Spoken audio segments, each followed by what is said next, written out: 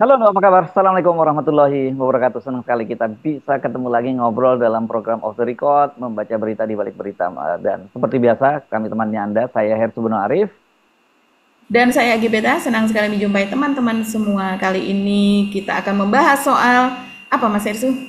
Eh, kita nggak ngomongin soal soal soal keluarganya Jokowi, kok kita ngomongin PSI. Loh, tapi kalau Ya, PSI masih ada kaitannya juga dengan keluarga Jokowi lagi. Ini kemana-mana kita kepentok iya, sama keluarga satu gimana ini ya, dong? Kak. Kacau banget ya, di mana-mana kita ketemu sama mereka. Tapi ini menarik, Mbak Agi, karena PSI kan hari Jumat kemarin baru saja mengumumkan susunan pengurus yang baru.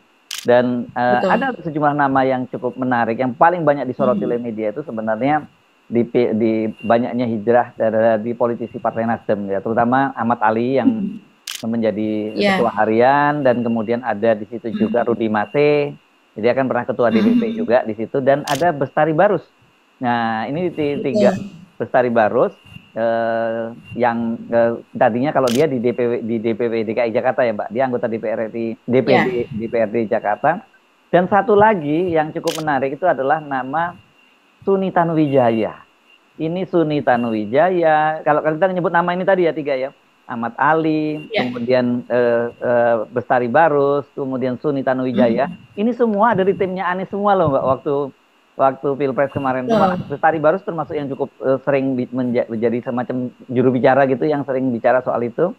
Dan yang saya terkejut Suni Tanuwijaya. Suni Tanuwijaya ini kan kita ingat beberapa waktu yang lalu dia itu mengundurkan diri dari PSI.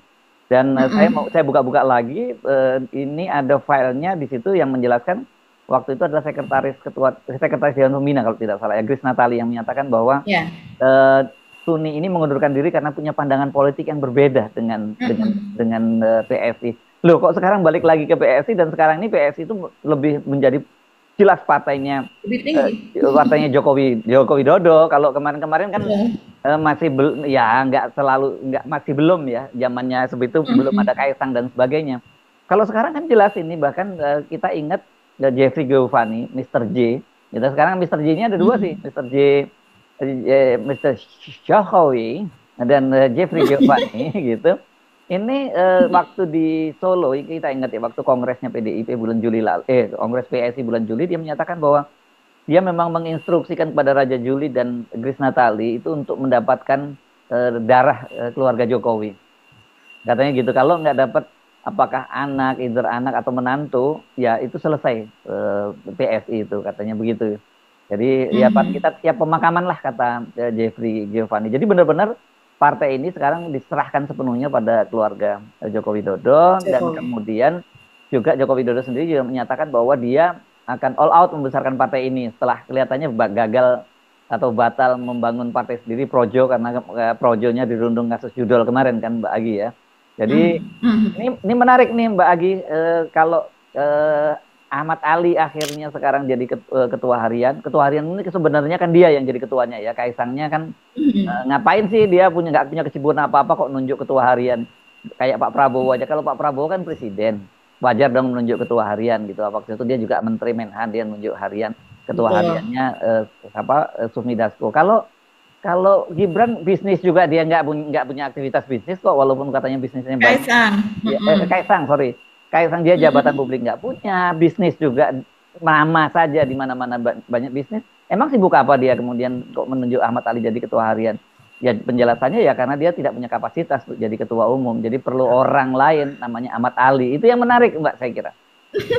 Iya, dari sejak dia diangkat menjadi ketua umum PSI, setelah 2 hari menjelang ketiga hari dia mendaftar menjadi kader PSI, itu kan sudah memang dikatakan, dan dia terus terang juga Mas Hersu, dia nggak gitu tahu, nggak paham soal politik, dan juga bahkan soal Orde Baru saja dia nggak paham, dia nggak ngerti. Dia katakan, saya kan belum lahir waktu itu. Ya, kita untuk tahu sejarah Eropa, Perang Dunia Pertama, Perang Dunia Kedua, apakah kita harus lahir dari sejak zaman itu untuk menceritakan soal itu? Kan itu bisa dibaca di mana-mana. Man Dia Hitler saya memang belum lahir kapasitasnya. gitu ya. Waktu Betul, zaman zaman Orde Lama juga saya belum nggak paham gitu ya. Saya pun juga ya antara itulah, belum lahir saya zaman Orde Lama itu, Mas Hersu. Tapi kan kita juga harus tahu bagaimana peranan orang-orang di Orde Lama. Oke lah, kita kembali ke sini, yaitu memang Kaisang ya seperti itu begitu ya, calon pemimpin bangsa loh yang dipuja-puja.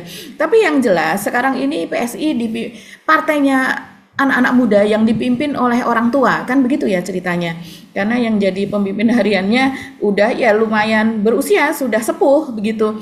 Nah, mengikuti apa yang dikatakan oleh Mas Hersu tadi soal Ahmad Ali, ini kan sebenarnya salah satu calon dari kapten timnas Anies begitu kemarin ya Mas Hersu ya. Untung nggak jadi ya.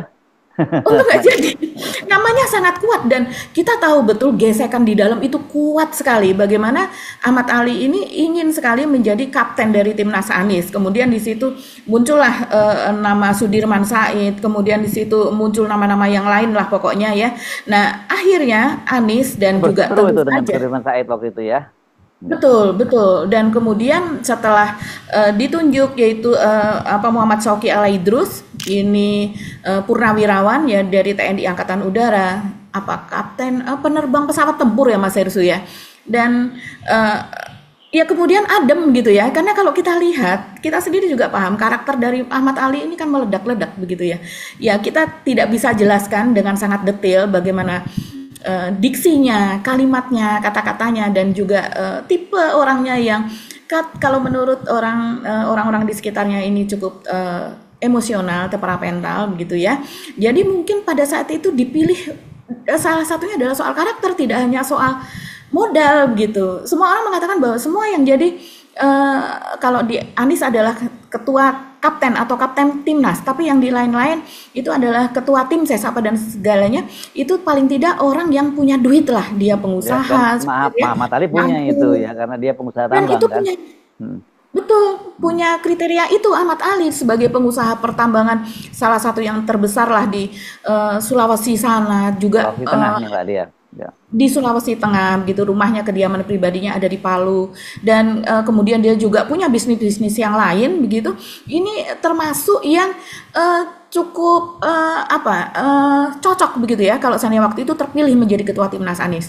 Tapi melihat apa yang dia katakan saat ini, kemarin kan dia sowan kepada Pak Jokowi ya, sesudah sowan kepada Pak Jokowi, yang dimana sebelumnya pun dia mengatakan bahwa sebetulnya saya ini memiliki kedekatan dengan tokoh-tokoh PSI.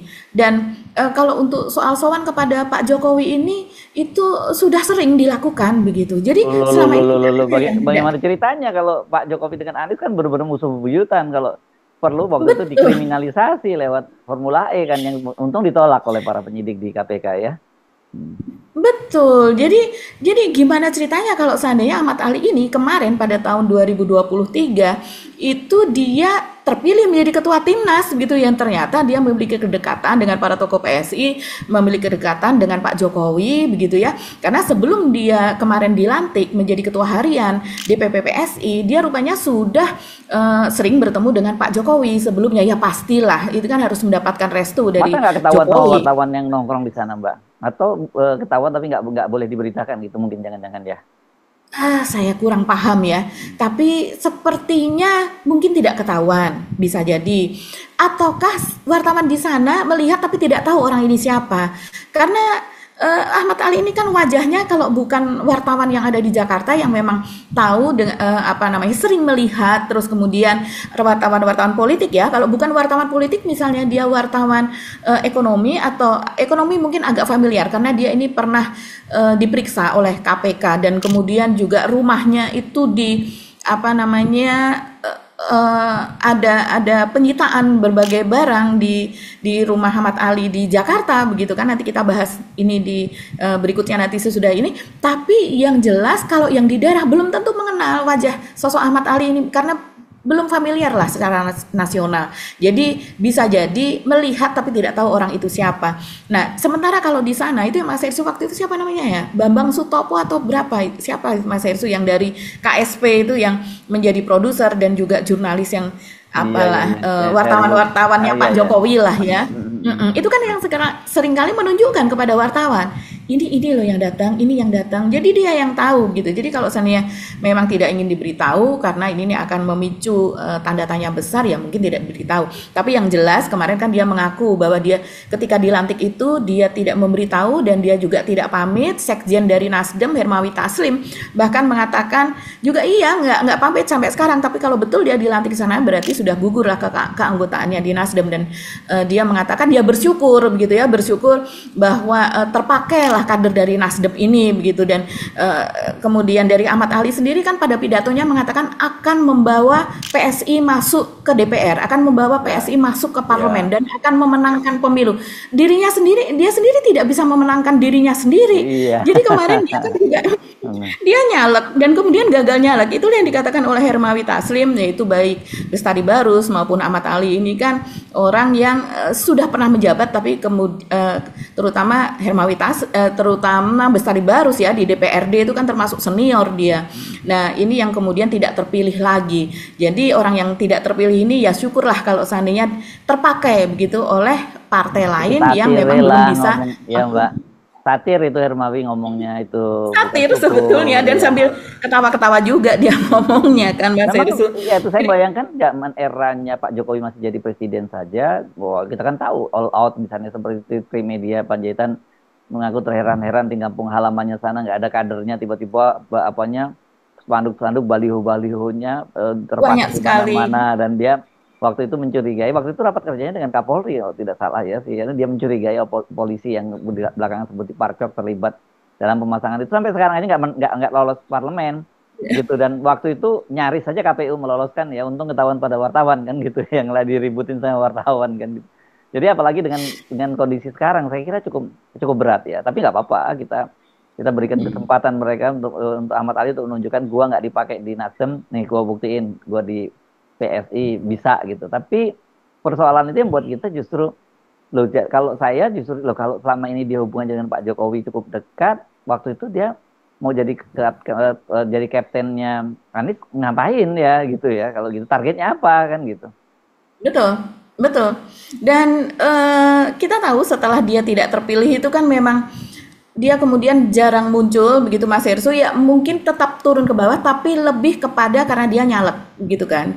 Dia menjadi calon legislatif untuk di nasional. Jadi tentu saja itu kan orang harus turun ya ke dapil-dapilnya masing-masing. Timur dapilnya sebenarnya nggak jauh Mbak. Di Jakarta Timur itu dapil yang disebut dapil neraka lah.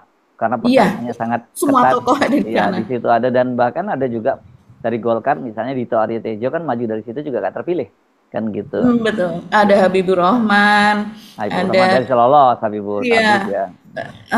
Itu nomor jadilah itu pasti begitu kan. Dan kemudian juga yang seperti tadi Mas Heru, kita lompat-lompat nggak apa-apa dibahasnya karena kita juga terheran-heran dengan kasus ini ya. Seperti misalnya Mas Heru katakan Suni Tanuwijaya itu tadi, nama itu kan orang yang dulu dia pernah magang ya ketika Ahok ini menjadi gubernur DKI. Dan kemudian dia ini semacam jembatan antara Ahok dengan jembatan Aguan dengan Ahok ini dia kan dengan gitu Aguan ya. Dan oligarki pada umumnya. Ya, betul. Ya, oligarki pada umumnya terutama yang terlibat dalam proyek reklamasi, dan kita tahu yang terlibat dalam proyek reklamasi kan banyak oligarki di situ begitu. Dan dia paling cocok dong di PSI, sebenarnya cocok banget karena partai ini cocok kan juga banget. Sejak awal didirikan oleh para oligarki kan sebenarnya duit. Betul, dan sejak awal Suni Tanuwijaya ada di PSI sejak didirikan oleh Jeffrey Giovanni, dan kita tahu oligarki atau taipan-taipan mana yang mendonasikan uangnya ke PSI untuk pendirian itu atau memberikan sumbangan awalnya kan dulu kalau Samsul Nur Salim itu Cicin Samsul Nur Salim perusahaan bannya itu dulu kan itu dia ya yang pertama kali membiayai ini ya. Iya, kemudian ada beberapa taipan rokok dan sebagainya berikutnya kan Mas Hersu. Kita tahu di situ ada siapa namanya Mas Hersu, pemain bulu tangkis nasional yang itu jadi kepanjangan tangan juga dari Haryanto Arbi ya. Haryanto Arbi, ya betul.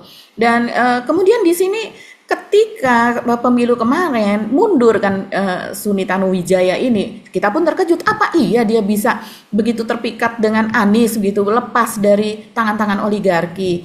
Dan ternyata sekarang namanya kembali muncul sebagai salah satu dewan pakar ya Mas Irsu ya, dalam susunan DPP PSI. Oh iya, dewan pakar. Kalau sebelumnya dewan pembina, sekarang dewan pakar ya jadinya ya. Sekarang dewan pakar, dan kita tahu ini kan oligarki mengikuti Suni Tanuwijaya ya, artinya kalau sekarang dia menjadi dewan pakar dan kemudian Mr. J itu baik itu Pak Jokowi maupun Jeffrey Giovanni, ya kita tahu juga di belakangnya ada siapa gitu. Jadi iya memang dari sini kita bisa melihat juga tendensi kenapa Ahmad Ali juga Mas Ersu itu kemudian masuk ke PSI juga gitu, karena memang di Nasdem juga dia seperti tidak memiliki tempat, seperti tidak memiliki suara begitu ya. Kita mendengar suara dari Nasdem kan kalau dari jajarannya ya paling dengan Hermawi Taslim lah paling sering ya, karena dia sebagai sekjen begitu. Terus kemudian banyak anak-anak muda juga di sana begitu yang terpilih menjadi anggota DPR, bahkan Nafa Urbah sebelum kemarin ada kasus begitu ya, rumahnya digeruduk apa dan sebagainya, itu juga termasuk yang sering bersuara loh, mewakili anak muda yang ada di Nasdem gitu. Tapi kemudian dengan masuknya ini Ahmad Ali, ini memang rame Mas Hersu di medsos, sindiran-sindiran itu rame. Dia menaikkan dirinya menjadi anggota DPR saja tidak bisa, bagaimana meloloskan PSI, itu yang pertama. Dan yang berikutnya adalah soal ternyata dia dekat dengan Pak Jokowi. Jadi kemarin ngapain pengen menjadi ketua kapten timnasnya Anies gitu. Kemudian dia sudah pasti gitu kan apa yang terjadi kemudian kalau ternyata dipimpin oleh orang ini. Dan kemudian kita lihat memang di belakangan yang menjadi menjadi susunan dari timnas tersebut adalah memang orang-orang yang tidak ada namanya Ahmad Ali di situ. Kalau saya pikir setidaknya mungkin dia tidak terpilih menjadi ketua timnas, tapi dia menjadi co-kapten begitu kan. Tapi ternyata tidak. Yang menjadi co-kapten padahal banyak sekali. Coba kita lihat ya. Kaptennya M. Sauki Alaidrus kita tahu ya. Co-kaptennya ini ada Bang Sudirman Said, ada Pak Thomas Lembong begitu, co-kapten juga, Muzamil Yusuf begitu, Nihayatul Wafiroh, Asrul Tanjung, Nasirul Mahasin, Leontinis Alfa Edison, Yusuf Muhammad Martak, kemudian ada Ki KRT, Lepdo Nagoro, ada Muhammad Jumuhri Hidayat, ini tokoh buruh ya, ada Maksum Fakih, ada Suyoto, kemudian dan sebagainya. Tapi tidak ada nama Ahmad Ali memang di situ. Jadi ini, dan kita tahu ketika itu suara Muhammad Ali juga kemudian jadi kayak mendem gitu ya dalam kiprahnya dari Ahmad Nasdem. Ali Mbak, bukan Muhammad Ali. Maaf, Ahmad Ali. Ya. Dari Ahmad Ali. Coba kita lihat lagi Mas Ersu. Tadi Mas Ersu sudah sebut Bestari Barus ya, ini anggota DPRD DKI Jakarta sebelumnya. Kemudian ada Rusdi Mase. Rusdi Mase ini juga menarik Mas Ersu. Mereka pindah hijrah rame-rame dan dia diberi jabatan wakil ketua umum oleh Kaisang ya. Dan kemudian coba kita lihat, ini operasi kepada Rusdi Mase ini menyeluruh nih sepertinya seluruh keluarga, karena pada bulan Juli yang lalu itu anak dari Rusdi Mase ini adalah ketua DPW Nasdem di Sulawesi Selatan, ini sebagai background ya. Dan sebelumnya Sulawesi Selatan itu suara di anggota DPRD-nya itu dikuasai oleh Partai Golkar. Nah di masa Rusdi Mase ini kemarin tahun 2024 ini terbalik semuanya, karena itu adalah saat kemenangan dari Nasdem di mana suara terbanyak itu berhasil diraih oleh Nasdem, sehingga anggota ketua DPRD Sulawesi Selatan akhirnya dijabat oleh Partai Nasdem dan Golkar menjadi nomor 2. Ini prestasi yang sangat luar biasa. Jadi sekarang bisa bayangkan bagaimana kalau Rusdi Mase ini kemudian masuk ke PSI menjadi wakil ketua umum. Dan sebelum Rusdi Mase ini masuk, sebetulnya orang sudah curiga karena anak dari Rusdi Mase yaitu Muammar Ferry Rai Gandhi Rusdi, ini adalah putra sulungnya, umurnya masih sangat belia yaitu 19 tahun. Dia didaulat menjabat sebagai ketua DPW PSI Sulsel. Jadi ketua DPW Dewan Pimpinan Wilayah PSI Sulawesi Selatan menggantikan Muhammad Surya. Nah, ini kemudian sempat ramai dan orang mempertanyakan kepada Rusdi Masih media, apakah dengan masuknya anaknya dia juga akan mengikuti? Oh, tidak ada ke arah itu apa dan sebagainya. Tapi ternyata dari bulan Juli sejak diangkatnya anak dari Rusdi Masih, sekarang bulan September, hanya dalam hitungan bulan ternyata memang betul. Dan kita juga tahu Rusdi Masih ini juga istrinya yaitu Fatmawati Rusdi itu adalah wakil gubernur Sulawesi Selatan. Jadi tapi juga pejabat di DPP Nasdem. Jadi kita nggak tahu nih kalau sekarang ini apakah wakil gubernur ini Fatimah Rusdi ini kemudian berpindah juga ke PSI karena suaminya dan juga anaknya sudah menjadi kader PSI. Ini menarik banget Mas Hersu, bagaimana dari Jokowi, strategi Jokowi ini mengambil orang-orang yang memang sudah capable gitu ya, mengambil orang-orang yang memang foot getter. Karena Rusdi Masih ini terkenal dia memang apa ya Mas Hersu, media darling juga. Kalau saya baca ya dari media darling di Sulsel juga, dia rajin turun ke bawah, dia 2 kali menjadi bupati mana Pinrang ya kalau tidak salah. Jadi memang sosok yang sangat kalau di sana menjadi tokoh panutan gitu. Nah, sekarang dia masuk ke PSI, semoga orang paham apa partai baru yang dimasuk itu seperti apa dan apa tujuannya. Menarik ya, karena basisnya kemarin sebenarnya juga Jokowi tidak cukup kuat di mana Sulawesi Selatan itu. Kalau toh dulu kuat karena ada faktor Yusuf Kala kan sebenarnya waktu berpasangan itu. Gitu. Apakah dia juga bisa menyulap PSI seperti halnya Nasdem, kan ini masih jadi tanda tanya juga, karena kemarin itu faktor Anies itu kan Nasdem juga karena mendukung Anies kan kemarin itu juga dapat ada imbasnya di situ, dapat semacam kotel efeknya, ada ekor jasnya di situ. Nah, tapi kalau kembali ke soal ini tadi, kalau kembali ke Ahmad Ali, orang kemudian juga mengkait-kaitkan dia, apakah ada kaitannya karena dia diperiksa oleh KPK ya, karena rumahnya kan juga pernah sempat digeledah oleh KPK pada kapan ya? Awal tahun lalu ya Mbak ya? Januari atau Februari gitu kan? Februari. Iya. Iya betul Mas Hersu. Jadi ini kan Ahmad Ali ini dikaitkan dengan isu TPPU Mas Hersu. Tindak pidana pencucian uang. Ini berkaitan dengan Rita Widiasari, mantan gubernur Kukar. Bupati Kutai Kartanegara. Oh ya. Maaf, mantan Bupati Kutai Kartanegara. Yes. Ini luar biasa kaitannya dengan ini ya. Gede banget ya sebagai bupati, tapi duit ininya gede banget dan mengalir kemana-mana ya, karena bapaknya itu dulu juga Bupati Kutai Kartanegara dan juga kasus yang sama, tapi kemudian meninggal di dalam tahanan ya kalau tidak salah kan.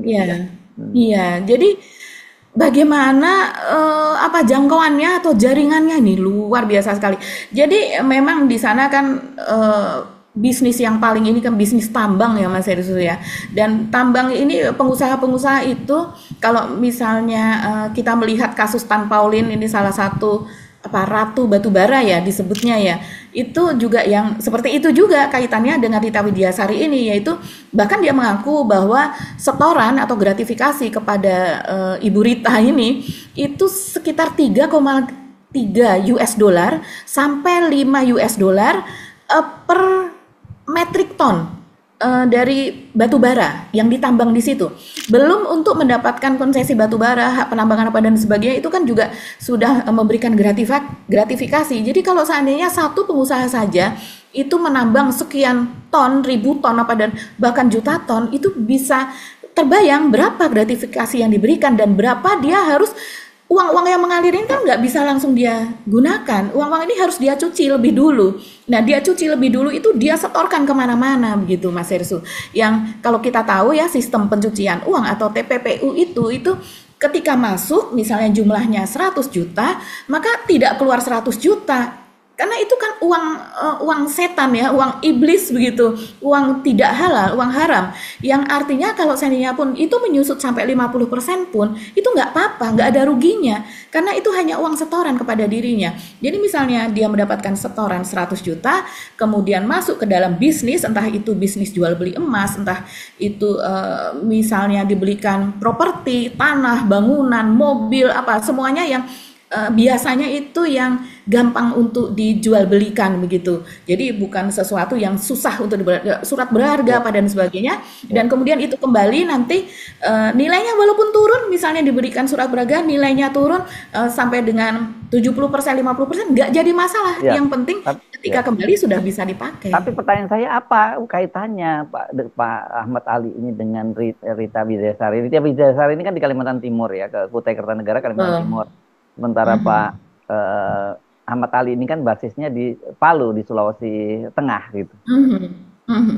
Ini kan antar pengusaha Mas Sersu ya, antar Oh, pengusaha oke. saja. Jadi dan di sini Rita Widiasari ini kasusnya adalah diduga menerima gratifikasi dari para pengusaha yang banyak itu.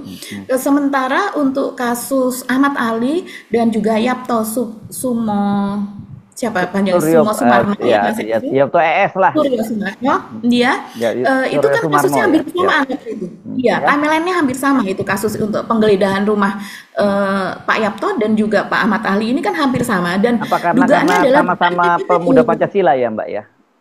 Mereka dua-duanya kan juga Ya, Ahmad tapi Ali mereka pemuda Pancasila. dua-duanya bukan mereka dua-duanya kan pengusaha. Nah, Ah, dugaan kepada Rita itu adalah gratifikasi, sementara kepada dua orang ini dugaannya adalah TPPU, Mas Hersu. Jadi oh, coba kita lihat apa yang dikatakan oleh Asep Guntur ya. Ini adalah Direktur Penyidikan dari KPK. Dia mengatakan begini. KPK menduga uang gratifikasi tambang batubara ex Bupati Bupati Kukar yaitu Rita Widiasari mengalir ke Ketua Umum PP Yapto Suryo Sumarno dan kader Partai Nasdem Ahmad Ali. Jadi untuk membuktikan itu maka penyidik itu menggeledah kediaman pribadi keduanya itu dan menyita sejumlah aset Yapto dan Ahmad Ali begitu ya. Nah, ini berkaitan dengan kasus Rita Widiasari yang menerima gratifikasi sekitar 3,3 sampai dengan $5 untuk setiap metrik ton batu bara yang ditambang.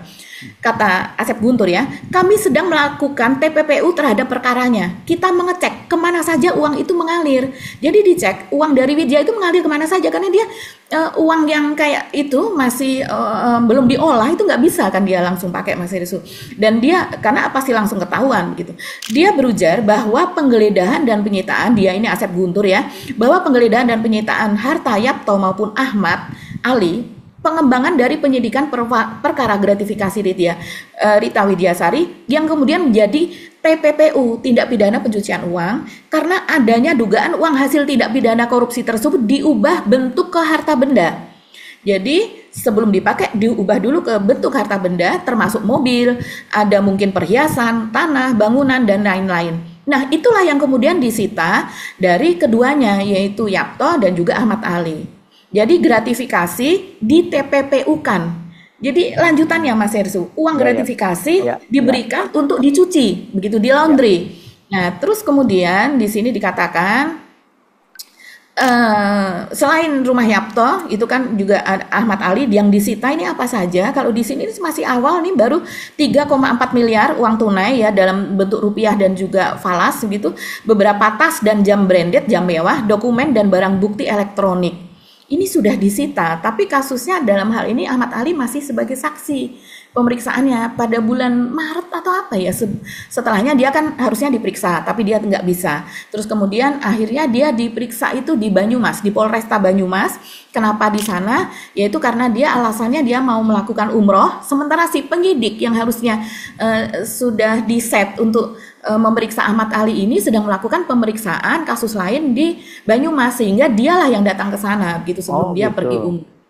Begitu. Jadi ini agak-agak lepas dari pengamatan wartawan yang ada di pusat Mas Ersu. Tapi sampai sekarang nggak ada kelanjutannya kan sejauh ini kan? Itu dia sampai sekarang sejauh ini masih belum ada. Cuman kita berpikir positif saja. Kalau yang namanya kasus TPPU itu memang agak lama ya dibandingkan kasus-kasus yang lain kalau saya amati. Kenapa? Karena satu persatu, apalagi kalau uangnya sampai miliaran yang dititipkan untuk dicuci begitu ya. Satu persatu benda tersebut misalnya dibelikan emas itu harus ada pembuktian, harus relate ini uangnya ditransfer kapan, pembelian emasnya kapan, kemudian ini kan tidak dari rekening yang satu langsung diberikan untuk ini, pasti mampir dulu kemana lagi baru kemudian diberikan emas, nanti diberikan emas baru kemudian bisa dikembalikan kepada si si klien yang meminta pencucian uang tersebut. Nah, ini prosesnya untuk satu barang aja lama, apalagi kalau barangnya itu memang banyak dan sudah berkali-kali itu berlangsung. Semuanya harus Ya. dibuktikan. Nah, kan ini kan orang kenapa mengkait-kaitkan dengan soal KPK dan sebagainya itu kan semacam oh dia tidak lagi di Nasdem tapi mungkin ingin perlindungan ke Pak Jokowi gitu kan, logika cara berpikirnya netizen kan begitu kan, maksudnya kan Mbak Agi kan? Iya, netizen sih menyorotinya begitu ya Mas Irsu, apalagi karakter dari Suryo Paloh yang pada waktu awalnya dia mendirikan Nasdem, Nasdem dari organisasi, kemudian berubah menjadi partai, dia di awal kan sudah mengatakan, kalau seandainya ada nanti yang korupsi di dalam kepengurusan Nasdem, maka dia sendiri yang akan memangkas itu, dia sendiri yang akan melaporkan dan sebagainya. Dan kita lihat itu terjadi pada saat Johnny G. Plate, Johnny Gerard Plate melakukan itu korupsi di kasus BTS ya, ya, dan itu langsung kan Mas Irsu begitu dia ini langsung dia dinonaktifkan. Jauh sebelumnya Jadi, ada waktu dulu sekjennya oh ya, Nasdem siapa namanya dulu, Riko siapa lupa saya, itu juga kan juga iya pernah. iya iya, betul betul itu juga tuh Mas Irsu. Jadi sepertinya ya mungkin hopeless ya kalau seandainya memang kasus ini terus bergulir nantinya, seperti bisa dibayangkan mungkin tidak begitu mendapat seperti di partai lain begitu, tidak mendapatkan perlindungan yang diharapkan dari Surya Paloh begitu kan. Jadi ya kalau seandainya kemudian sekarang netizen menduga ini mencari perlindungan dari pihak lain, ya kalau yang sudah berkasus seperti ini walaupun masih dugaan, walaupun masih saksi, kemudian dia mau nemplok begitu ke partai yang lain, ya pasti mereka berpikir juga kan untuk memberikan jabatan kepada orang seperti ini karena orang melihatnya itu sudah masuk di, walaupun karena begitu banyak kasus koruptor, begitu ada orang yang sudah digeledah rumahnya, kemudian hasil penggeledahan itu KPK sudah menyita ini sudah dikonversikan, dikonferensi perskan begitu, orang langsung melihatnya itu sudah sekian persen seperti ini positif seperti itu. Ya, Mas tapi Yos. kan dengan PSI memberikan jabatan dia sebagai ketua harian lo, nggak main-main lo itu. Berarti kan ini pertaruhan juga buat PSI, atau jangan-jangan PSI tahu bahwa ini udah bisa berhasil diselesaikan gitu loh Mas. Ya kita nggak tahu dealnya apa, ya kan? Pasti dalam setiap yang seperti ini tukar tambahnya apa atau dealnya apa, kita tidak tahu di baliknya ini apa begitu. Sehingga PSI yang katanya partai anak muda malah menyerahkan ketua hariannya begitu kepada orang tua. Ini kan aneh juga kalau seandainya dia ada di Dewan Pakar, dia ada di Dewan Pembina, itu masih masuk akal. Ini ketua harian loh, seperti apa Bang Dasko yang segala hal dia urusin ini bahkan dia menjadi jubir bagi partainya juga apa dan sebagainya. Tapi sepertinya ini memang posisi yang diinginkan. Saya rasa dealnya itu. Ini begini asal saya jadi ketua Dewan Harian karena sekarang media memburu seperti yang diinginkan oleh Ahmad Ali, namanya ada di media, namanya ada di publik begitu. Ya. Oke, ini sangat menarik. Saya kira nanti kita ikut saja perkembangannya karena kasus itu juga sampai sekarang masih menggantung kan dia. Kalau Anda sebut tadi orang yang sudah digeledah dan sebagainya kan banyak rumah. Yapto bahkan mobilnya sudah disita juga kan, mobilnya juga Sudah, kasusnya nggak berlanjut. Oh, seperti kasusnya Ridwan Kamil sampai sekarang juga Iya, itu juga alot. masih alot juga, padahal kan sudah ada sepeda motor yang disita, ada kayak yang kemarin yang paling rame mobilnya Pak Habibie ya, yang mobil yang dibeli yang katanya dibeli belum lunas itu dan mau diambil oleh Ilham Habibie, ternyata nggak bisa diambil karena itu sudah jadi barang bukti di KPK. Barang bukti loh disebutnya itu ya. Dan katanya nanti baru setelah penetapan hakim ya baru bisa diikut lelang atau apa gitu katanya gitu loh. Berarti kasusnya udah jadi tersangka dong, tapi sampai sekarang kan nggak ada kejelasannya gitu loh Mbak Agi. Jadi apakah kemudian ini juga menunjukkan bahwa Pak Jokowi ini masih sangat sakti kan gitu ya, karena kok dia bisa melindungi orang apa apa seperti itu. Karena kalau kaitannya dengan Pak Jokowi masih rame Mbak ini. Kemarin Pak Kapolri itu baru saja melakukan mutasi pejabat Kapolda.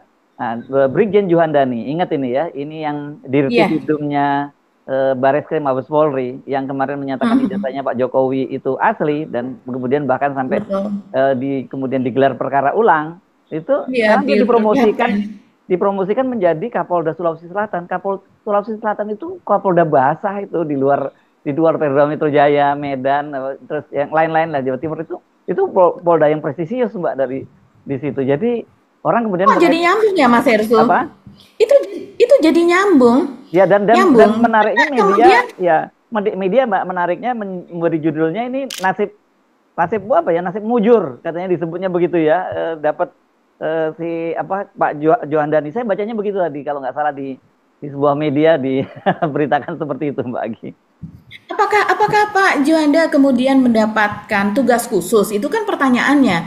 Sebagai Kapolri di sana, maaf, sebagai Kapolda di sana, apakah ini akan sampai 2029? Begitu kan?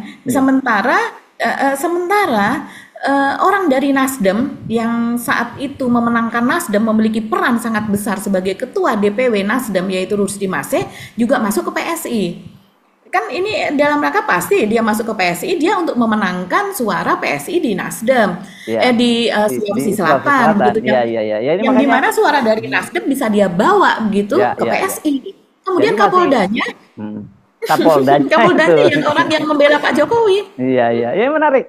Jadi kita ikuti. Jadi ini bukan soal Ahmad Ali pindah ke PSI itu hanya perca dari mosaik besar begitu loh ya. Jadi ini puzzle-nya, ini saya kira nanti kita bisa baca. Jadi kita hanya ini sebenarnya dia bukan pemain utamanya gitu. Jadi pemain utamanya justru Jokowi yang bisa kita lihat dari situ ya. Ngomongin Jokowi lagi dong sekarang akhirnya terpaksa. Iya, maaf ya teman-teman. Karena memang ini masih sangat aktif lah, aktif banget yang katanya tadinya cuma mau MC, ngomong cucu, kemudian memperhatikan soal lingkungan, ternyata menjadi pemerhati politik tingkat 1. Oke, Mbak Agi, kita akan ketemu lagi di esok ya. Saya Hersbun Arif. Dan saya Agi Beta, terima kasih atas perhatian teman-teman. Wassalamualaikum warahmatullahi wabarakatuh.